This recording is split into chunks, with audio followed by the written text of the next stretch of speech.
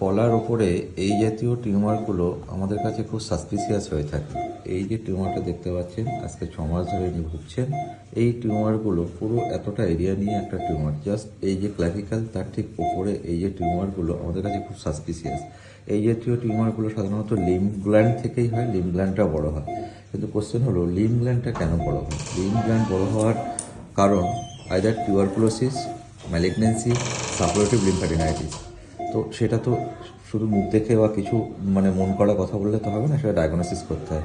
সেই ডায়াগনোসিস করার জন্য আমরা প্রথমে এফএনএসি করি। অনেক সময় এফএনএসিতে ঠিকঠাক রেজাল্ট নাও দিতে পারে। তখন কি করি, আমরা একটা গ্ল্যান্ডকে বাদ দিয়ে বায়োপসি করতে পাঠাই। ম্যাক্সিমাম ক্ষেত্রে টিউবারকুলোসিস আসতে পারে বা অন্যরকম ম্যালিগনেন্সি যেমন লিম্ফোমা বা এমনি ইনফেক্টিভ লিম্ফ্যাডিনাইটিস হতে পারে। তবে এই জাতীয় টিউমার কখনো পুষে রাখবেন না। এই জাতীয় টিউমার কিন্তু আপনার জীবনহানির কারণ হয়ে যেতে পারে।